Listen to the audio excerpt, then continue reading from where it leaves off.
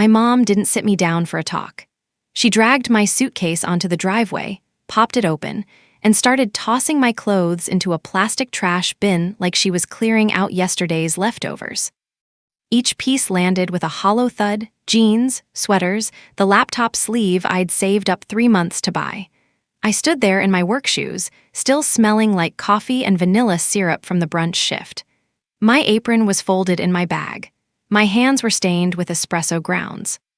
I had run the morning rush at our family's diner, managed the online orders, posted the daily special to Instagram, and responded to 17 customer messages before my shift even ended. Now I was watching my life pile up next to the recycling bin. "You're an adult, Harper." My mother didn't even look at me when she said it. Her voice was flat, rehearsed. "You don't deserve to be here anymore.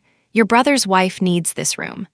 Behind her, through the window of my childhood bedroom, I saw Madison's perfectly manicured hands touching the window frame. She tilted her head, already measuring it for ring lights, already imagining it as a studio, a backdrop, a stage for whatever wellness influencer fantasy she'd been selling to my family. No one asked where I was supposed to sleep that night. No one asked how I was supposed to finish my online marketing classes. No one asked who was going to manage the diner's social media, the delivery apps, the email campaigns that had tripled our weekend bookings in the past year. My brother Tyler walked past me carrying another box. When my laptop bag slipped and almost hit the concrete, I flinched. He rolled his eyes. "You're being dramatic," he muttered. I didn't scream. I didn't beg. I didn't throw anything back. I made 3 quick trips, grabbing what I could fit into 2 duffel bags and shoving the overflow into the same trash bag my mom had been using. My hands were shaking as I pulled out my phone and ordered an Uber. Streetlights flickered on one by one. The neighborhood looked the same as it always had: quiet, familiar, safe. But I wasn't safe here anymore. 2 weeks later, before sunrise, they were standing outside my apartment door with suitcases and swollen eyes, begging me to save them.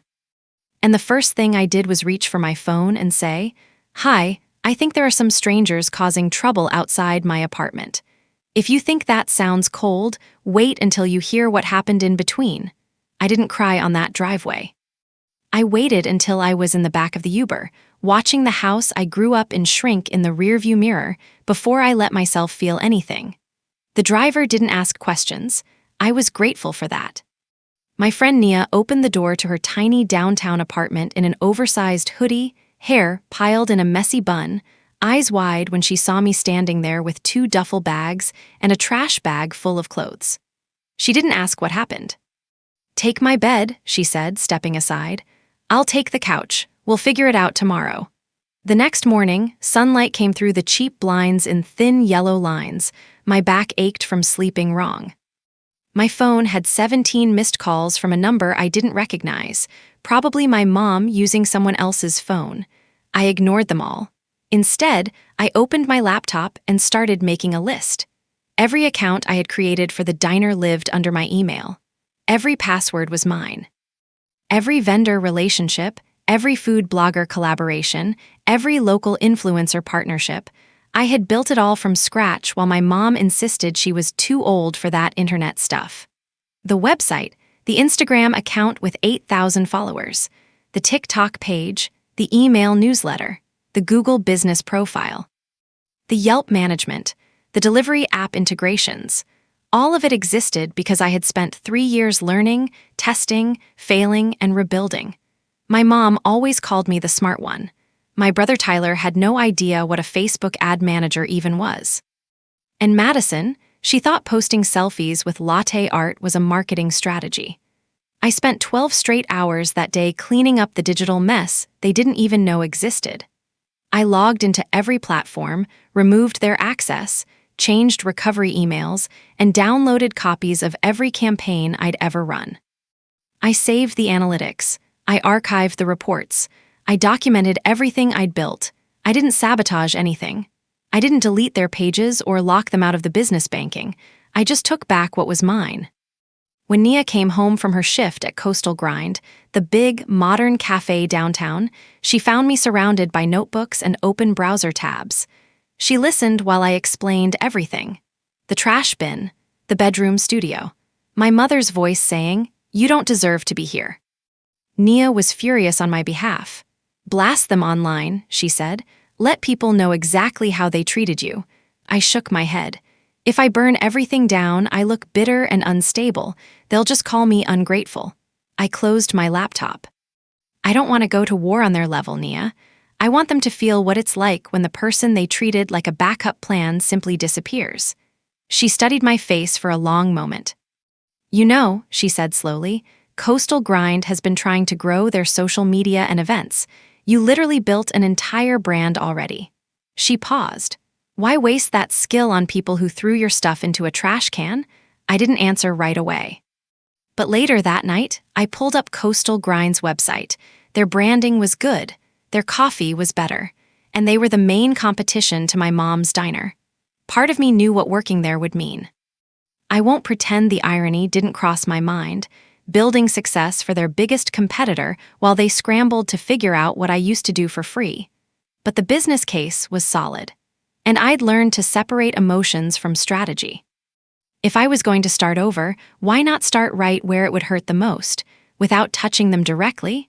Coastal Grind didn't feel like work on the first day. It felt like stepping into a completely different universe. The space was all glass and plants and clean lines. Morning light spilled in from the street, illuminating rows of laptops on reclaimed wood tables. The air smelled like fresh pastries and properly pulled espresso, not burnt oil and desperation. Nia met me at the door, tied on her apron, and introduced me to Blake, the manager. He was tall, calm, with tired eyes that had seen every kind of cafe chaos. He'd already read my case study, the one I'd written in a single sitting, laying out exactly how I'd grown my mom's diner page from nothing to fully booked weekends. Blake asked me 3 questions. How did I handle negative reviews? How did I deal with no-show influencers? What did I do when a campaign failed last minute? I answered each one with specific examples, dollar amounts, results. He nodded. "We could really use someone like you." They started me as a marketing coordinator, part-time, with the promise of more hours if things went well. It was more than I'd ever gotten in writing at the diner. Within a week, I was planning our first Sunrise Sundays event, soft jazz, specialty pancakes, and a limited cold brew flight that would photograph beautifully. I pulled out every tool I'd once used for my family, but this time people actually appreciated the work. I built a content calendar. I optimized their profiles. I designed email campaigns that looked professional instead of thrown together at midnight. And because I knew the neighborhood, I recognized usernames in the comments. Regulars who used to come to my mom's place started leaving little messages. "Wait, are you the Harper from Harbor Sunrise Diner? You're killing it here." One by one, they started showing up, then staying, then bringing friends. I never told them not to go back to the diner. I just made sure that when they had to choose between a place that ignored their messages and a place that remembered their name and favorite order, the choice felt obvious. While my new life was shifting into something real, my old house barely texted me once. The one time my mom reached out, it was blunt. "What is the password to the diner's Instagram? I can't get in. Madison wants to post." I stared at the screen for a full minute. She didn't ask where I was staying. She didn't ask if I had a job, just access, just control, just utility. I typed back, "Those accounts are under my name and my business. You can make your own." Then I blocked her number. A few days later, Nia came back from a grocery run, grinning like she'd won the lottery. "You're not going to believe this," she said, dropping onto the couch. She'd run into one of our old neighbors near the house. According to them, Madison was already planning a massive makeover.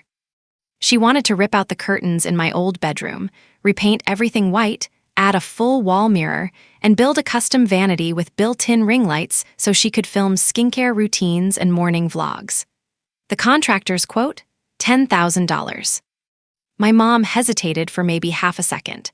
Then Tyler stepped in and told her it was an investment, that Madison's followers would bring in more customers, that the diner needed to look modern if it wanted to survive. Madison had maybe a few hundred followers. She thought that meant she was an influencer. But my mom, who never understood how any of it actually worked, believed the fantasy. They pulled money from the diner's savings. The same savings I had helped build by negotiating better supplier deals and running campaigns that actually converted. And it didn't stop there. Madison decided the bedroom wasn't enough. She wanted a full wellness spa in the garage, a sauna, a soaking tub, a massage table, a yoga corner with a separate entrance so clients could come in without walking through the house. The second contractor's quote, $15,000, not including furniture and decor. I almost laughed when Nia told me. I pictured them arguing over tile samples and ring light placements while I was pitching a collaboration with a local coffee roaster that would actually bring foot traffic through the door.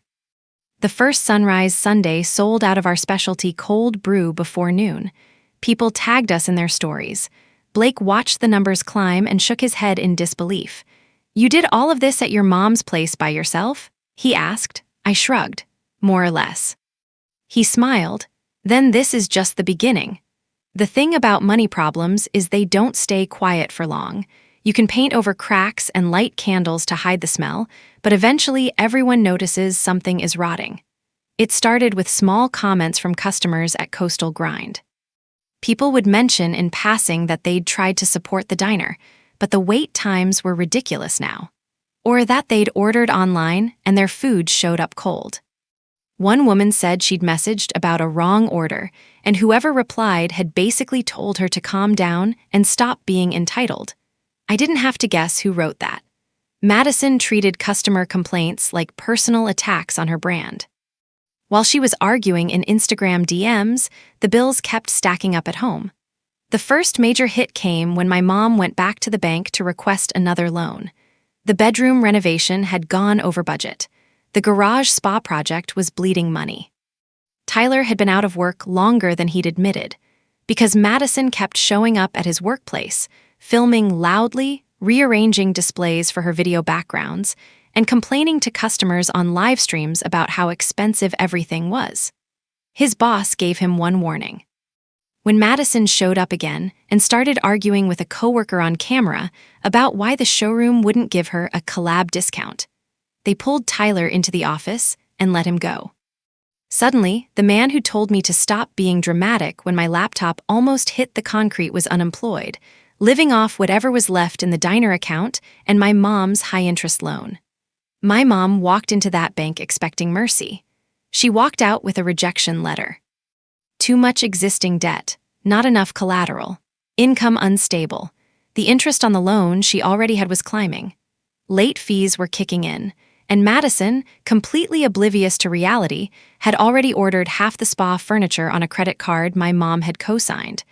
A gleaming chrome cart for skincare products, a towel warmer, fake plants and minimalist wall art, glass jars for bath salts. She justified every purchase as, for the business, but nothing ever made it into actual paying customers' hands. She filmed unboxing videos in spaces still full of construction dust. Tyler, desperate to feel useful again, backed her on every swipe. "We just need to invest a little more," he kept saying. "It'll pay off once everything's finished." Meanwhile, the diner was hemorrhaging reputation. Without a consistent social media strategy or decent customer service, slow days stayed empty. Food took longer because they tried to cut labor costs. Deliveries got delayed because Madison tried to manage routes herself around her filming schedule. One of our old regulars, Mr. Jacobs, a retired teacher who'd been eating pancakes there since before I was born, showed up at Coastal Grind one morning. He sat at a corner table, ordered coffee and a breakfast sandwich, then looked at me with something like guilt in his eyes. "I tried, Harper," he said quietly. "I really tried to stick with your mom. But that girl she has working there, the one always filming herself, she made me feel like an inconvenience for asking for my eggs to be reheated." His voice cracked on that last word. I refilled his cup and thanked him for being honest. I knew he wasn't the only one who felt that way. When I finally broke down and checked the diner's page from a burner account one night, the change was brutal. Grainy photos, messy captions full of typos, defensive replies to negative reviews. The cozy neighborhood spot, I'd spent years polishing into something people were proud to tag now looked like a parody of itself. While their digital presence crumbled, things inside the house were getting worse. Arguments that used to end behind closed doors now spilled into the street. Neighbors who once sat on their porches chatting in the evenings now closed their doors and turned up the TV. The police were called at least twice when Madison went on loud rants about money and loyalty and how no one appreciated her sacrifice. The same woman who'd looked at my bedroom and seen nothing but a blank canvas for her videos was now surrounded by half-finished projects and unpaid invoices. My mom, who had once prided herself on being a good neighbor and solid small business owner, was becoming the woman people whispered about and avoided. And in the middle of all that chaos, she tried one more time to use me as a tool. She knew my numbers were blocked, so she cornered Nia outside Coastal Grind after a shift one night. She waited like a customer but didn't come inside. She asked how I was doing. When Nia said I was fine and working hard, my mom didn't ask where I was living or if I needed anything. She went straight to business. "The diner's going through a rough patch," she said. "Madison's still learning social media. If Harper just comes back to help with the online stuff for a while, she can stay in the guest room until things settle." Nia told me later that my mom said it so casually, like she was offering me a favor. That same casual assumption that I would come running back to the house where my belongings had been dumped into a trash bin, as if nothing had happened, as if she hadn't told me I didn't deserve to be there. Nia told her no. She told my mom that I was building something new, that I had a job where people respected me, that I wasn't coming back. According to Nia, my mom's expression went cold then. "She's being dramatic," she said. "Family forgives and moves on." She shouldn't hold a grudge over one bad day. When Nia told me all of this, I didn't cry or scream. I just felt a kind of exhausted clarity settle over me. My mom didn't miss me. She missed what I had done for her. She didn't want her daughter back. She wanted her unpaid social media manager back. I wasn't a person to her. I was a function, and I was done performing. While my family drowned in debt, my numbers soared. Our app downloads were growing. Our events were selling out. Blake pulled me aside after our second sold-out Sunrise Sunday and showed me the revenue charts. "Whatever you need to keep this going, you've got it," he said. "Investments in better equipment, higher ad spend, expanded hours, all on the table." The contrast made me dizzy. On one side of town, my family was drowning in debt they took on to chase a fantasy. On the other side, people were finally paying me to do the work I'd been doing for free since I was a teenager. Then Blake mentioned something that changed everything. "We've been talking about expansion," he said casually one afternoon. "A second location, somewhere with good foot traffic, parking, visibility." He looked at me. "You know this neighborhood better than anyone. Where do you think we should look?" I didn't hesitate. "There's a corner spot near the harbor," I said. "Good parking, morning sun, local foot traffic, history in the area." I didn't mention it was where I grew up. I didn't say it was where I'd learned to make coffee and balance trays and smile at strangers who barely tipped. I just laid out the numbers, the demographics, the potential. Part of me knew exactly what recommending that location would mean. I'd be lying if I said the irony didn't feel like poetic justice.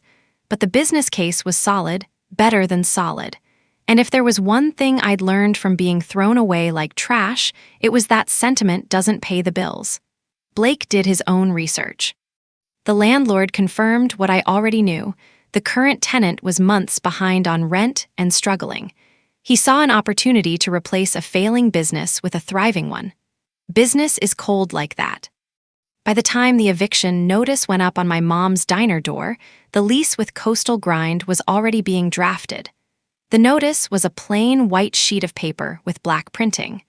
The kind landlords use when they're done asking nicely. According to what I heard through the neighborhood grapevine, my mom tried to pretend it was a misunderstanding at first. Said the check must have gotten lost in the mail. Said she'd sort it out by the end of the week. But there was nothing left to sort. The loan payments, the renovation bills, the credit cards, the late rent, it all came due at once. The bank wouldn't extend anything. The contractor wanted his money. And the landlord, a man who'd owned half that strip of shops for as long as I could remember, had already lined up a new tenant.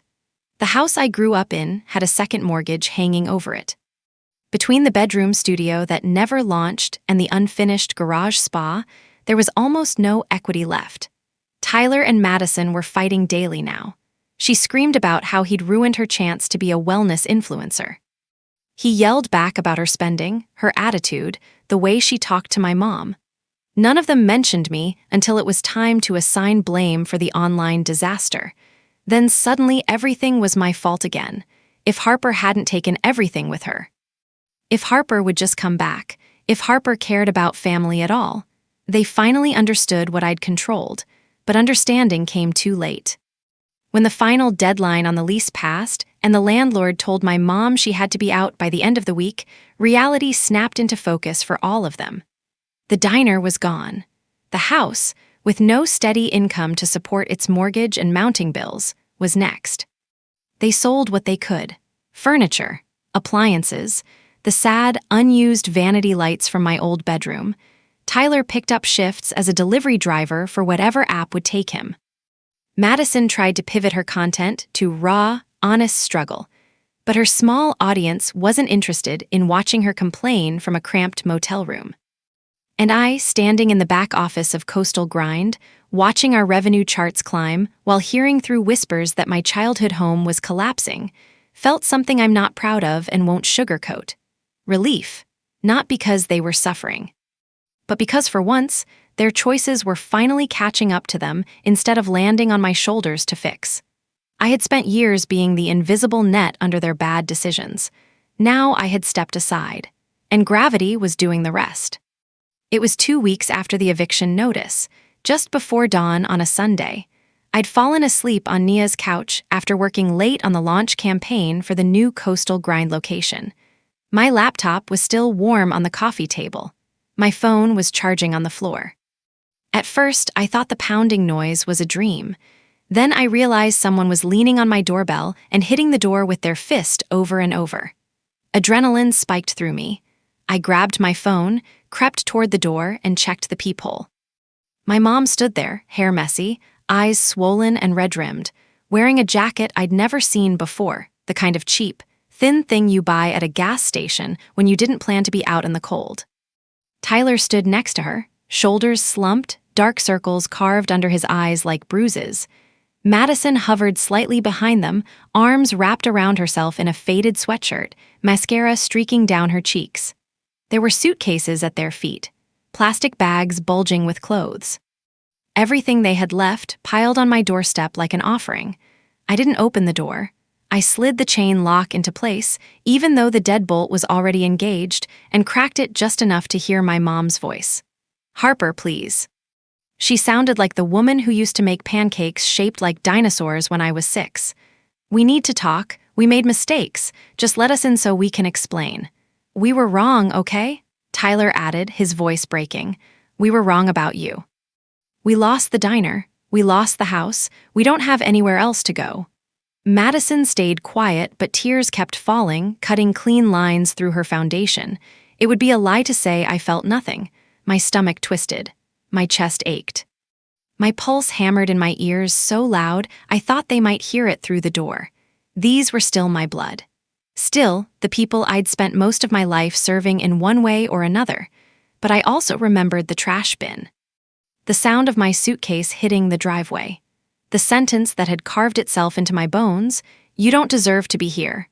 I thought about how many times they'd reached out, only when they wanted something fixed, something marketed, something saved.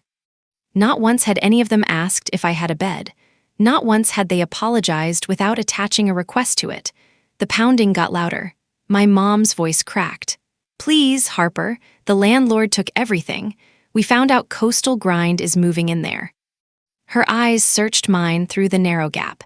"Is that where you're working now? Did you know about this?"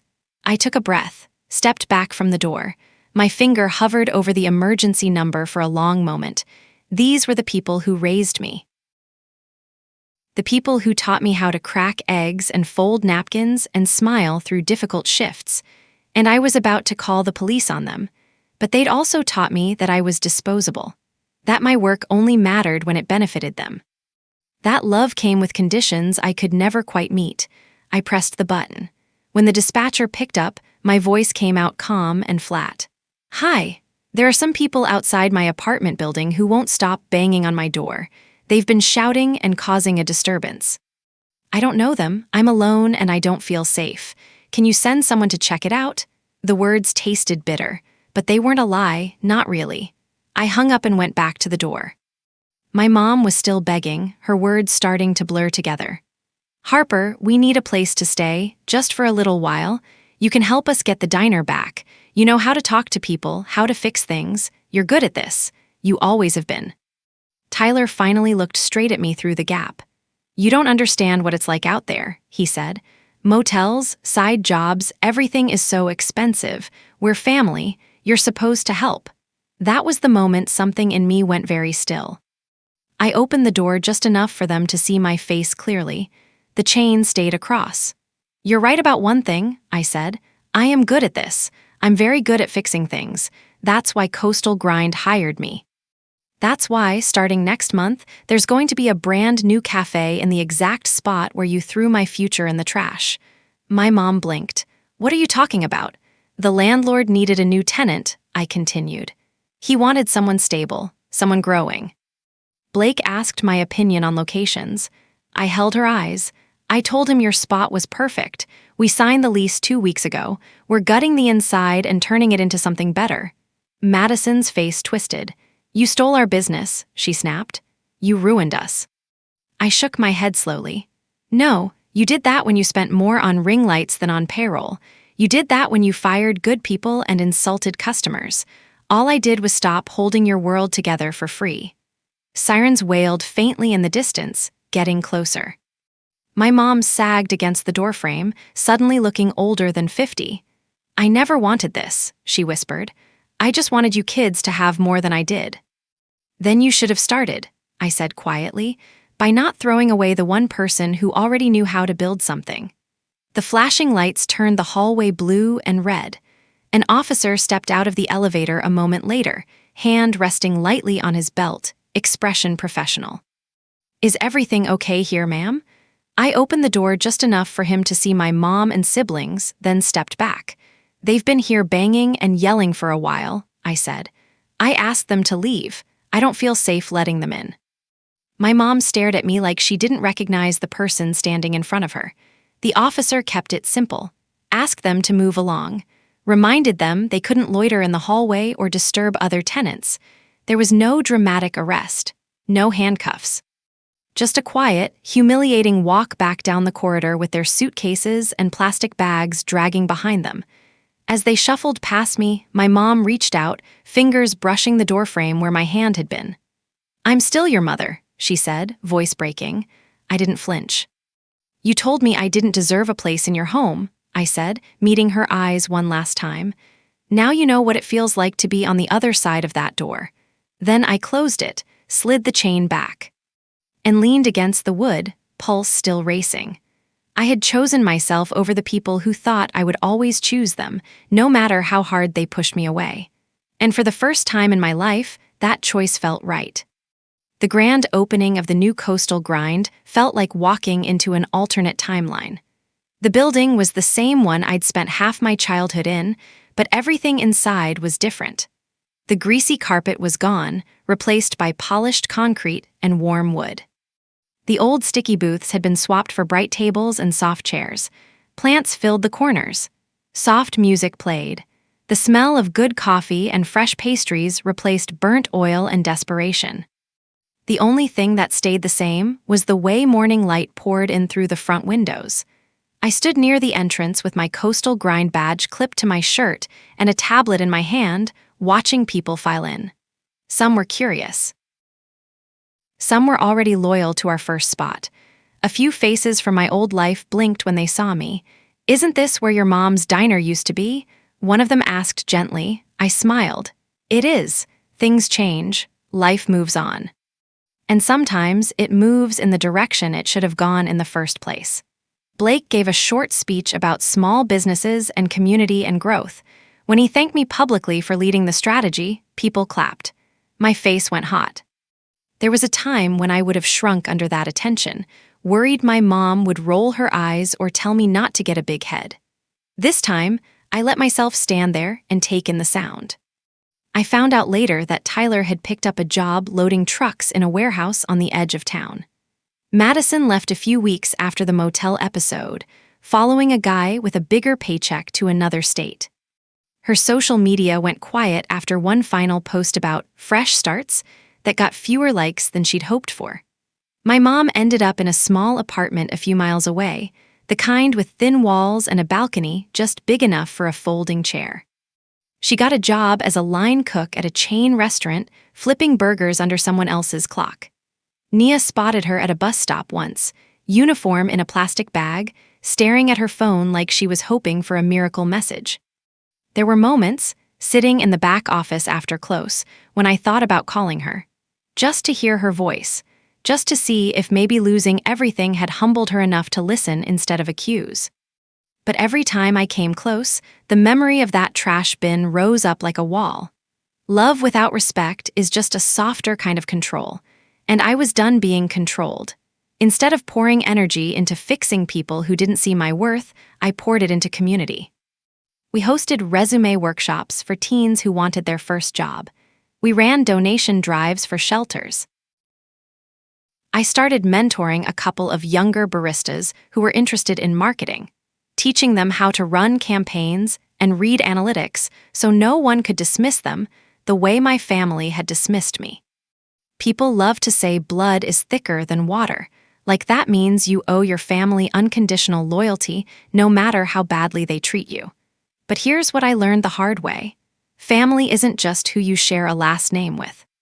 It's the people who show up when you're standing in a doorway with 2 trash bags and nowhere to go. It's the friend who gives you her bed without making you beg. It's the boss who reads your ideas and sees potential instead of free labor. And it's you, choosing every day to protect the version of yourself that survived being told you weren't enough. I'm not saying you should cut off everyone the first time they hurt you. I'm saying pay attention to patterns. Pay attention to who only calls when they need you to fix something. Pay attention to who throws your future in the trash and then expects you to rescue theirs. Sometimes the bravest thing you can do is walk away without burning anything down and let people find out what their life looks like without you holding it together. The real revenge wasn't the lease or the eviction or even watching my family face the consequences of their choices. The real revenge was the life I built that didn't need their approval to be real. If you've ever been told you were a burden or that you didn't deserve to be where you were, ask yourself this. What would happen if you stopped apologizing for existing and started building something that was yours, even if it meant leaving them behind? If you have your own story about family taking you for granted until it was too late, share it in the comments below. Someone out there needs to know they're not the only one standing on a driveway with their whole life in a trash bag, about to choose themselves for the first time. Hit subscribe, protect your peace. And remember, your value isn't determined by people who can't see past their own reflection.